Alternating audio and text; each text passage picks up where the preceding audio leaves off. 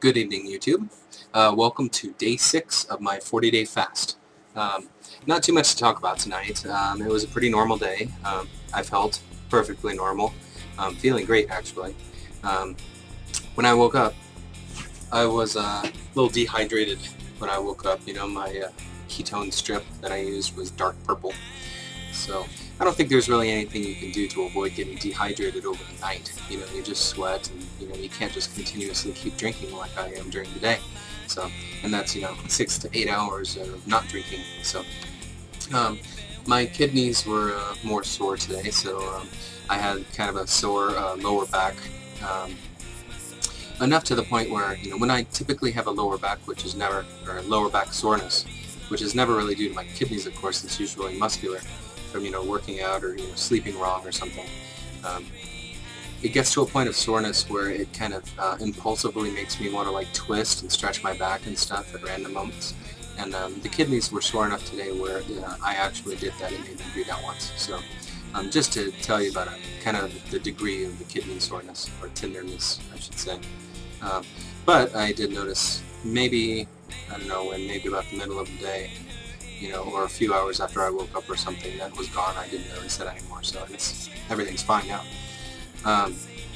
But that does confirm the ketone strip theory, that my friend had told me that the doctor had written in the Atkins book about the depth of the color purple, the darkness of the purple having nothing to do with how many ketones, but how hydrated you are. Because I've been pretty hydrated, and I was pretty dehydrated this morning before I started drinking like crazy, and it was dark purple. That said, I did just do a ketone test just now before I weighed myself, and I am well hydrated now, and it was also dark purple, so I don't know, who knows. Maybe the doctor who wrote the Atkins book is wrong, and maybe that actually does have to do with the ketones. So I guess we'll see as the days go on, because I only had the light ketones in the first couple of days. Since then, it's been pretty dark, the ketone strips. So maybe that does have an accurate reflection of ketosis. Who knows? So one thing going on today is the hunger. Just like yesterday, the hunger's pretty much gone. It comes and goes every once in a while, but it's never more than just kind of a reminder that it's time to eat. Like you have on normal days. Even when you're not skipping meals. So it's no big deal. But I have found that I'm no longer tempted by food. Sometimes cognitively, I'm thinking of foods and like thinking of eating this or that, once I'm eating again. But as far as dealing with real foods, in real life as it comes up, it's not a problem anymore. The hunger is rare. Like for instance, today, I did a lot with my son with his feeding, which sometimes involves me having to play with the food with him. And sometimes, like with new foods, he doesn't know too much about, because like he's a little under the weather, so we're just giving him like bread and Cheerios and stuff and Gatorade for a little bit. And he's not used to Cheerios. He doesn't really eat cereal. So I had to kind of goad him into trying it. And that involves first showing him how to crush it, and then showing him how to lick it, and then showing him how to put it in his mouth and spit it out, and all this food therapy stuff. But I found, of course, in the process of doing that, I had no problem spitting it out or taking the food in and then pretending to eat it and then spitting it out when he wasn't looking. But in the process of that meal, I did accidentally get some a very faint amount of breadcrumbs in my mouth, which I wasn't able to get rid of, obviously. And like the honey nut Cheerios or whatever that touched my tongue left a little bit of their sugary flavor on there. So definitely got to be careful with that, because I'm trying to avoid taste as much as possible, with the exception of the coffee.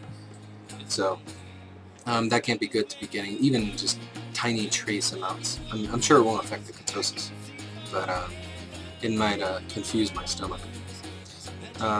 Another thing is, being as I'm preparing all of this food and everything, cutting up sausages and things, I get like grease or food or spaghetti sauce on my fingers, and so I'm like washing my hands constantly, which are like really drying my hands out. I've got like some really bad splits developing on my hands, which is terrible because I've got these really bad splits on my guitar callus hands, which is making it hard to play my guitar. That brings me to another interesting point, but actually I'll get there in a minute. It's about the guitar, the music stuff. But I went to the gym today, which was the first time I've been to the gym on this water fast. I had been working out regularly, and then I stopped for like a month, when I got a really bad flu, and then hadn't been back until today. So I didn't really know what to expect. So I just went in there with the idea to reduce my weight a little bit and use the same workout I was doing before, which was, a phase 2 endurance phase, with low reps and high repetitions and lots of complex form exercises, bench presses and squats and stuff like that. So today was, chest and back day. And actually, if you go to Fitocracy and look me up there, you can see my website, connect with me there if you want to. But let's see, where was I? Yes, I wasn't quite sure what to expect with the gym. So I reduced my weight a little bit, but I was very surprised in the beginning to see that my strength was the same. I was still strong. Obviously I've lost a little bit from not working out in a month, but I was just as strong as I thought I was before. I wasn't weak or, faint or any of that stuff at all. And in fact, I felt an odd sort of clarity, which relates over into the next thing I'm going to talk about, which helped with my coordination and everything. I was able to, move more quickly, had to control myself so I didn't go too fast, had a lot more agility. So I don't know how that happened, but that was very interesting.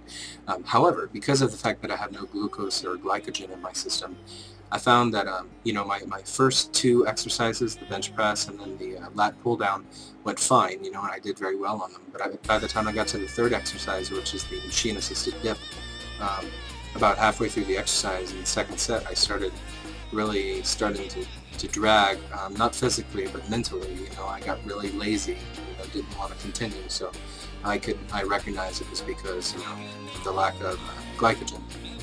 But, so, I skipped the last set of that, the 3rd set, and then I skipped the rows, which came next because I hate rows, and just went straight to the dumbbell flies, and, then went to the stretching and, all the detox stuff. I did some stuff in the hot tub, the regular swimming pool, and the sauna. I actually spent 10 minutes in the sauna, and no faintness, no nothing. Felt great. Took advantage of the enhanced meditative state while I was in there, and, was able to really clear my mind and kind of get a good buzz going. But I was alternating, just like this fast doctor says, between heat and cold, by doing the hot tub and then jumping in the pool, doing the sauna, then jumping in the pool. So it was a good workout and a good time, and I didn't feel any negative effects at all because of the fasting. I feel better now, so I'm glad. I'll continue doing that. I'll do that again on Tuesday. Just continue with my regular workout regime, get back into the gym during the duration of the fast and beyond, of course, to make sure that I preserve as much muscle mass as possible. One last point I wanted to touch on was, I've been thinking a little more and experiencing a little more with the effects on the mind of this fast, of the lack of glycogen and glucose, because, when the body is fasting like that, it uses these ketones to power the liver, like a furnace, and then it uses the whole body can run off of ketones with the exception of some areas of the brain and some select functions. I don't know what they are, but they require a minuscule amount of glucose to keep going. That's where the protein consumption comes from, because the ketones can't be converted into that. Only protein can. So the ketones power the furnace, and then it snatches some proteins, and then that becomes the glucose, which goes to feed the brain and other stuff during that time. So running on minimal glucose, obviously, the minimum that's required to take from the proteins, because the body tries to conserve. So I'm wondering about the effects on the mind there. I was touching on previously about that spaciness in like day 3 or something, about how it kind of affected monologues, it affected like scripted type stuff like that, like when I was making the video and when I was dealing with the employees during the training. And I'm thinking that might have something to do with memory, or short-term memory or long-term memory, I guess, whatever. Because like when I'm working with the employees and doing training and dealing with scripts and stuff, I'm having to think of these things that are stored in my memory. When I was talking to you guys on YouTube when I got spacey that time, I was having to think about what I wanted to say and put that together. And today when I'm in the gym, you know, I'm putting together the weights, you know, for the bench press, and I had to keep going up each set because it wasn't enough weight. And at one point I was trying to think, are there 5-pound weight plates? You know, because I had some 10s on there, and you know, I was looking at 2.5s, and I was like, I need a 5, but do 5s exist? And you know, of course, I've worked in gyms before, and so yeah, duh, 5s exist, but it took a while to access that little memory there. It was kind of funny. But at the same time, other things, other functions of the brain seem to be enhanced. You know, like today I was doing some music recording, and I noticed when I went to record some guitar work, which, you know, obviously when I'm recording I have to do it to a tempo instead of just playing around, and I have to do it as flawlessly as possible, so it can be difficult and require multiple takes and stuff. And the current song that I'm recording is very difficult as far as the rhythm guitar goes. It's very complicated. And so when I was recording some stuff for the guitar for that song before, it was very difficult and very frustrating. But when I went to lay the tracks down today, easy, you know, just popped them right out. And then, you know, when I was mixing and moving things around, you know, repeating some sections and stuff like that, I wasn't having to spend all the time that I was before of lining it up perfectly with the metronome and sounds and all that stuff. I was just like, okay, you know, here's this amount of space, here's this thing that needs to go here, here, boom, here, boom, here, boom. You know, listening, okay, it's a little early, move it over, okay, it's a little late, move it earlier. You know, it was just happening really fast. You know, I was very quick cognitive functions as far as that goes. So I don't know too much about neurology, but obviously there's different functions of the brain, lots of them, you know. So fasting, you know, while you're low on the fuels that you need, you know, during normal life, will impair some things and enhance other things. I guess because you have the extra resources since you're not focusing on digesting and putting away food. So very interesting stuff. So weights at the end of the video, and this is the end of day 6, and I will see you guys tomorrow. Good night.